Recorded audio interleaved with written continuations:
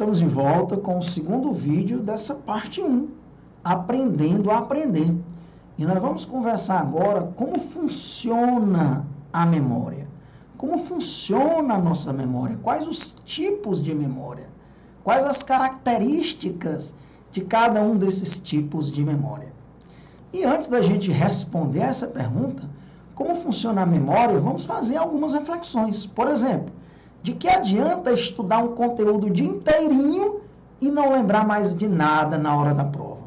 Essa é uma reclamação de aluno de todos os níveis, do ensino médio, do ensino superior, alunos que estão se preparando para vestibulares, para o Enem, para concursos públicos.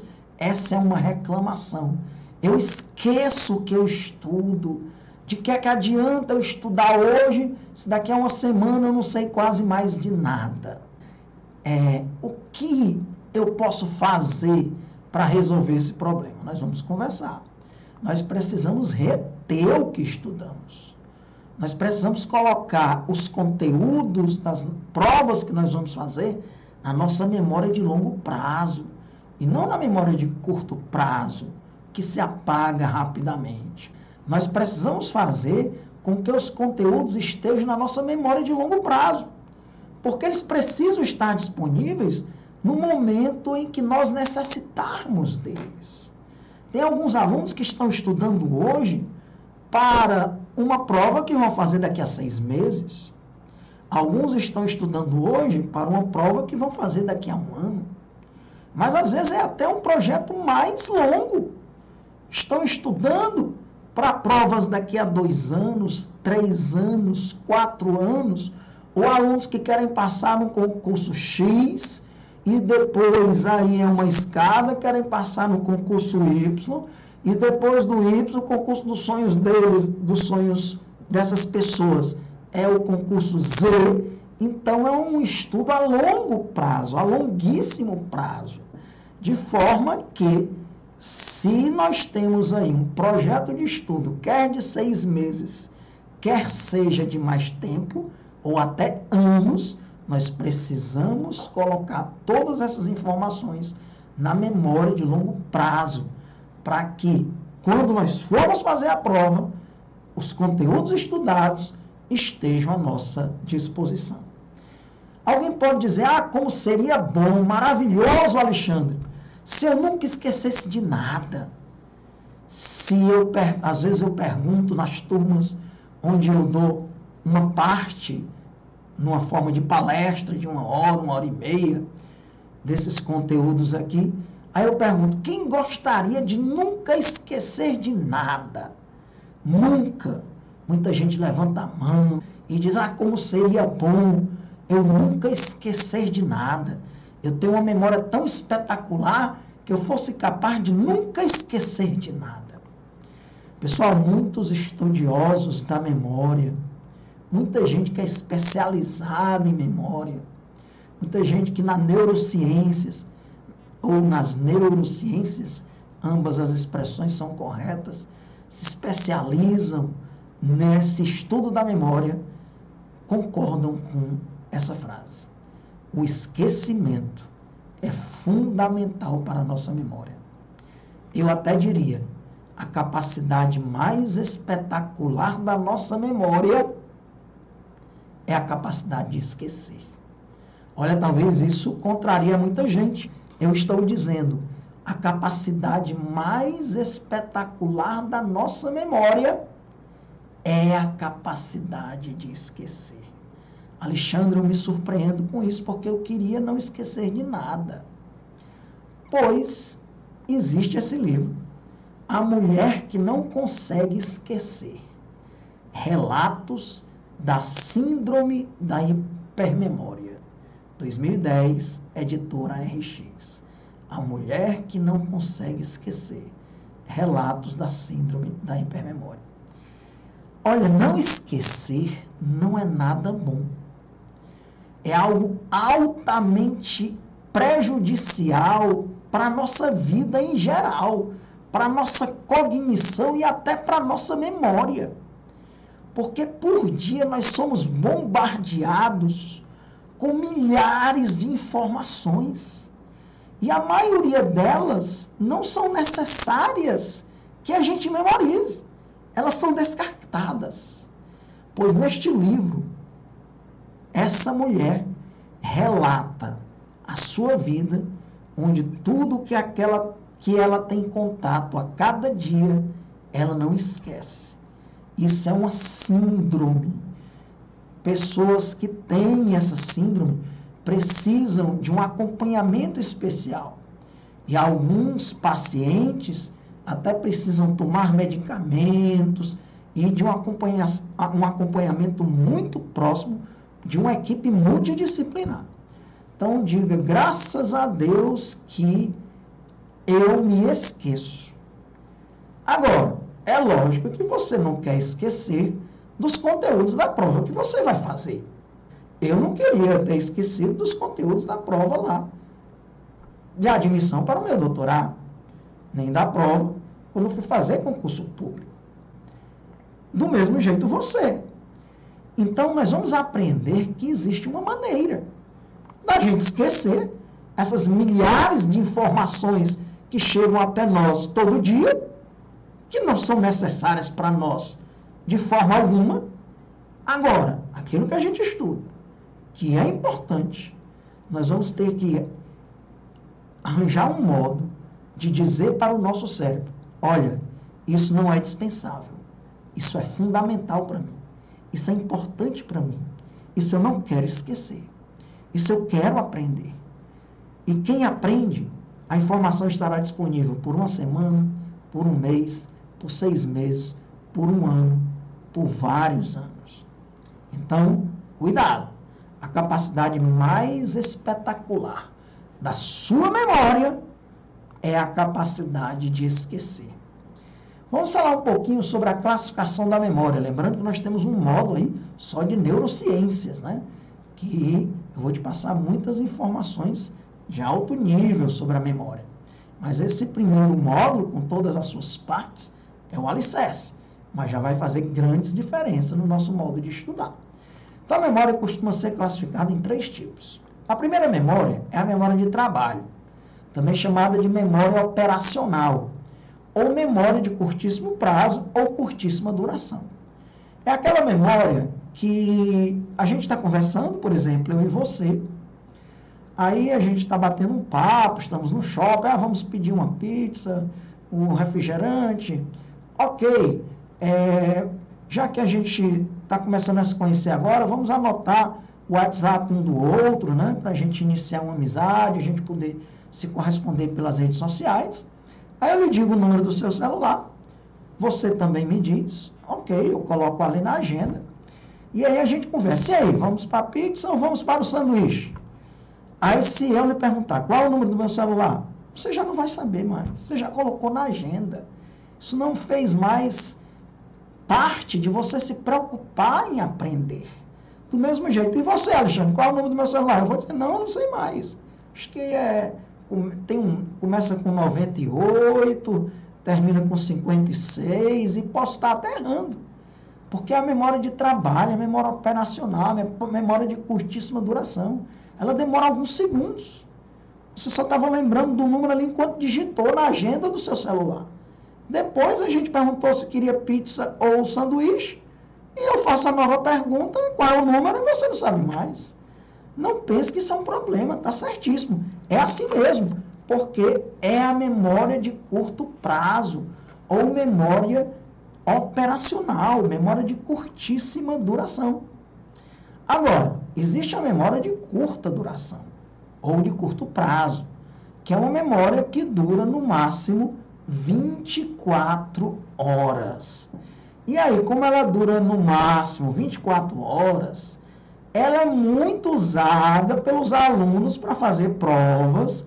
Aqueles alunos que a prova é amanhã, eles estudam hoje e até muitos tiram notas boas. E aqui, de certa forma, vamos ser bem honestos, isso é uma forma de trapacear.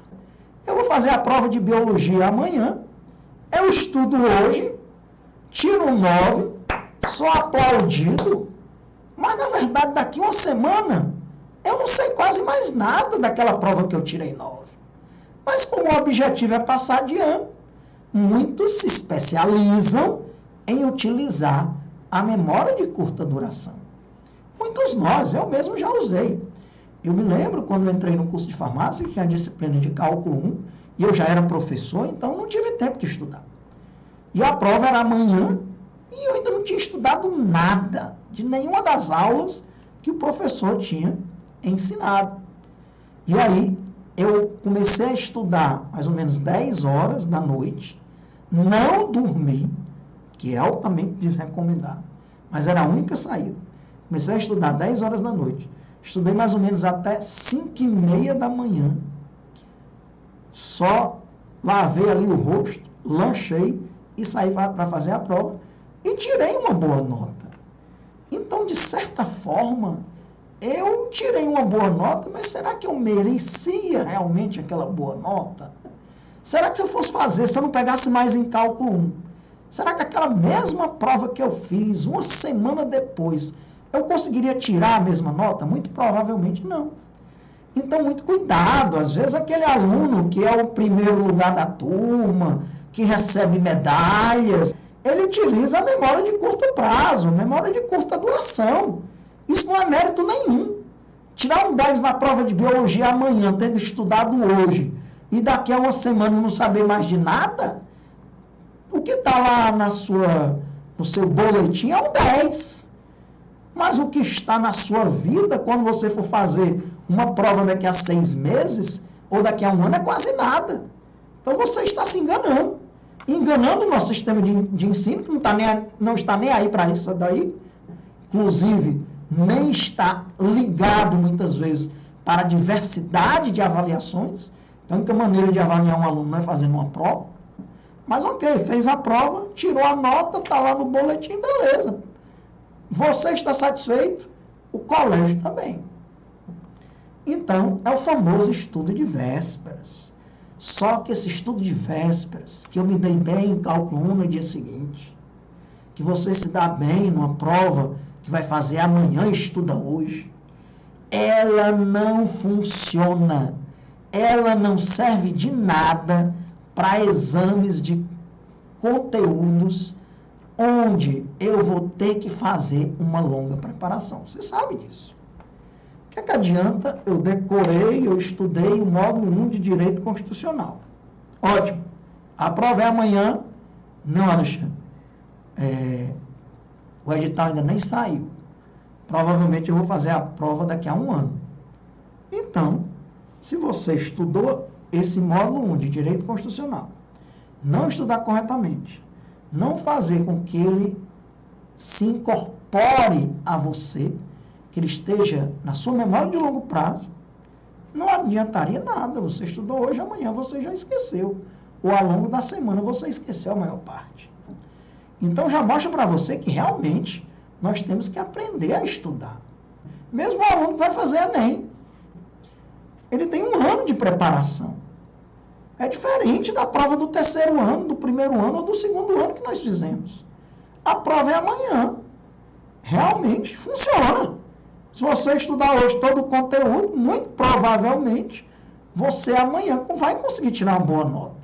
Principalmente se você já tiver desenvolvido essa habilidade. Porque isso é uma habilidade que se aprende. Então, se eu aprendo essa habilidade, eu consigo boas notas. Mas para concursos de longo prazo, isso não funciona. E aí, nós vamos precisar da memória de longa duração, ou de longo prazo, que é uma memória mais difícil de ser construída, mas também, depois que você aprende um conteúdo, e ele faz parte da memória de longo prazo, nunca mais, ou pelo menos por um longo tempo, ele vai estar disponível para você. Nunca mais seria um exagero se você não fizesse algumas etapas que eu vou colocar, que são as revisões de longo prazo. Mas realmente nunca mais você esqueceria. Mas, usando também essas técnicas, elas vão ficar disponíveis para você por 1 ano, 2, 3, 4, 5, 10 anos, porque você estará realizando tudo aquilo que eu vou te ensinar para que a memória de longo prazo seja formada e seja persistente, que aquilo persista. Ela demora a ser formada, a memória de longo prazo, então aquele pessoal que estuda só para a prova do dia seguinte, eles vão ter que aprender algumas coisas diferentes, né? Ela pode durar meses, anos ou décadas. Então, ela vale a pena. Existem técnicas necessárias para que ela se forme. Mas ela vai estar à sua disposição durante meses, anos, décadas. E para isso acontecer, nós vamos ver que é necessária a repetição, mas não é repetir de qualquer forma, de qualquer maneira, ou em qualquer intervalo de tempo. Nós vamos precisar estudar mais de uma vez e nos intervalos de tempo corretos para que a nossa memória de longo prazo realmente se forme. Então, a memória mais importante para o aprendizado é a memória de longa duração ou de longo prazo. É a memória que vai fazer você passar nos concursos públicos. É a memória que vai fazer você passar no Enem, nos vestibulares. É a memória que vai fazer você se tornar um bom profissional. Porque aqueles conteúdos que eu estudei, que eram teóricos para eu passar na prova, agora eu vou precisar para ser um bom profissional. Então, é a memória de longo prazo que vai te dar todas as condições para que isso aconteça, para que isso ocorra. E aí nós vamos estudar um pouquinho essa curva, que é a chamada curva do esquecimento, ou curva de um psicólogo alemão, chamado curva de Ebbinghaus. Essa curva diz o seguinte: vamos imaginar que no dia 1, você está estudando um determinado conteúdo, e eu aprendi 100% daquele conteúdo. Nós vamos depois, em módulos mais aprofundados, ver que isso não é verdade. À medida que você já vai estudando, você já vai esquecendo, certo? Nós vamos estudar aqui, vamos imaginar que após estudar aqui no dia 1, eu estou sabendo de 100% do conteúdo. Pronto, Alexandre. 100% do conteúdo deste módulo, hoje, eu estou sabendo. O que é que vai acontecer amanhã, no dia 2? Cerca de 30% apenas do conteúdo que você aprendeu realmente estará disponível para você. É muito drástico. Isso é chocante.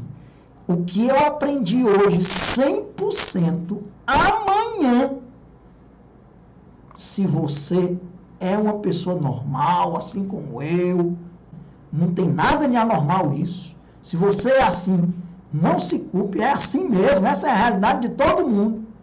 Um dia depois, você já só vai saber cerca de 30%.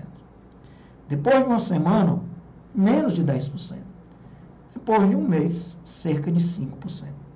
Então, essa curva de Ebbinghaus aqui, ela vai ser fundamental quando a gente for estabelecer as nossas estratégias de estudo, quando nós formos fazer o nosso horário de estudos, porque nós temos um módulo só para isso, e também na nossa maneira de estudar. Então, Alexandre, agora eu sei que o que eu estudo hoje, o que eu aprendo hoje, depois de 24 horas, só cerca de 30% vai estar na minha memória. Se eu não fizer mais nenhuma repetição. Se eu apenas estudar uma vez. Depois de uma semana, cerca de 10%. Depois de um mês, eu não me lembro mais de nada. Mas é lógico que nós vamos desenvolver estratégias para resolver esse problema. Porque isso é um problema. Então, nós vamos saber como resolver esse problema. Se isso é uma realidade, a memória funciona assim. Quais as estratégias, Alexandre, que nós vamos desenvolver para que isso mude? Primeiro, nós vamos fazer as revisões. Nós vamos aprender que existem diversos tipos de revisões. E a mais importante delas é exatamente a revisão de 24 horas. O que eu estudo hoje, ou no mesmo dia, ou no dia seguinte, no máximo em 24 horas, eu tenho que estudar de novo. Ou fazer uma revisão, ou se eu fiz um resumo, estudar pelos resumos, mas eu tenho que entrar em contato com aquele conteúdo. Porque lembre-se, o momento crítico é o primeiro dia, as primeiras 24 horas. Se no primeiro dia eu estudei o conteúdo, e no segundo dia eu faço uma revisão, por exemplo, pelas anotações que eu fiz, ou fazendo as principais questões daquele conteúdo. Depois é a revisão de 24 horas, que nós vamos já falar um pouco mais sobre ela. Depois a revisão semanal, eu revisito aqueles conteúdos. Eu dou uma olhada nos meus resumos. Eu vejo aquelas principais questões. Depois a revisão de 30 dias. Ah, Alexandre, mas estudar uma vez só eu já acho difícil. E agora você vai me dizer que eu tenho que estudar uma segunda vez antes de 24 horas, a revisão semanal, as revisões mensais, etc. Lembra? A memória de longo prazo, ela demora a ser formada. Mas depois de ser formada, ela vai demorar também muito a ser desconstruída. Anos ou às vezes até décadas. Essa primeira curva aqui, ó, é a curva que acontece quando a gente estuda uma única vez. Estudei o conteúdo uma única vez, não peguei mais nele. Ok. Primeiro dia você está sabendo 100%. Depois do primeiro dia, você já começou a esquecer a maior parte. Depois de uma semana, não sabe quase mais de nada. Depois de um mês, então, quase tudo já foi embora. Isso se você estudar uma única vez e não pegar mais no conteúdo. Se você estudar uma vez e fizer a primeira revisão, que é aquela revisão de 24 horas, no máximo 24 horas, você vai esquecer ainda, mas já vai esquecer menos. Veja que essa primeira curva, sem nenhuma revisão, ela decai rapidamente. E a curva com a primeira revisão cai lentamente. Se eu revisar a segunda vez, eu ainda vou esquecer, mas eu vou esquecer menos. E se eu revisar uma terceira vez, eu ainda vou esquecer de algumas coisas, mas eu vou esquecer menos. Então, essa vai ser a nossa estratégia de estudos. Estudar e fazer revisões. E aí eu vou te ensinar qual é o intervalo entre cada uma dessas revisões e qual o tempo. Não pense que uma revisão é o mesmo tempo que você demorou para ter o primeiro contato com o seu conteúdo. Ah, Alexandre, eu demorei 3 horas aqui nesse primeiro módulo de Química, 3 horas nesse primeiro módulo de Direito Constitucional. E aí a segunda revisão eu vou demorar 3 horas, a primeira revisão 3 horas de novo, a segunda 3 horas, a terceira 3 horas, nada disso. O tempo das revisões vai ficando cada vez menor, mas elas são fundamentais. E você vai aprender o nome de cada uma delas e o intervalo entre elas. Então, quem só estuda uma vez, o decaimento é assustador. Você esquece muito e muito rápido. Quem faz as revisões vai esquecer pouco, porque a maior parte dos conteúdos vão ser incorporados à memória de longo prazo. Então, este foi o nosso primeiro módulo, como estudar corretamente. Nós já começamos a ver a importância de estudar, a importância de saber estudar e os 3 tipos de memória. A memória de curtíssima duração, a memória de curta duração, hein? Que alunos de ensino médio são especialistas, alguns são, né? Estuda na véspera, tira 8, 9, mas é aquele aluno também que chega na prova, eu até brinco um pouco, quem usa a memória de curta duração, que é aquela memória que depois de 24 horas a maior parte já foi perdida, ele chega na sala de aula para fazer a prova e ele diz assim, professor, me entrega logo a prova, rápido, porque ele sabe que ele já vai esquecer. Se ele tropeçou na escada, ele diz, valeu meu Deus, eu já esqueci 10%. Se ele dá um espirro, mais 10%. Tem até aquele pessoal que quando pega a prova, ele nem lê as questões, ele vai para o verso da prova e sai desesperadamente anotando algumas fórmulas, algumas questões que ele sabe que estarão nas provas, ou pelo menos que ele imagina. Por quê? Aí depois ele se sente aliviado. Ai, graças a Deus, já anotei essas fórmulas, que eu estava morrendo de medo de esquecer. Já anotei isso aqui, que eu sei que era mais importante, e eu estava morrendo de medo de esquecer. Aí depois que ele vai ler a prova. Então isso é muito triste quem usa a memória de curta duração. Nós vamos nos tornar especialistas em formar, consolidar e usar a memória de longo prazo. Porque só quem coloca um aprendizado nessa memória pode dizer que realmente aprendeu. Tchau, um grande abraço. Foi um prazer estar com você na primeira parte desse nosso módulo 1. Voltamos em breve com os módulos seguintes e com as partes seguintes. Um abraço.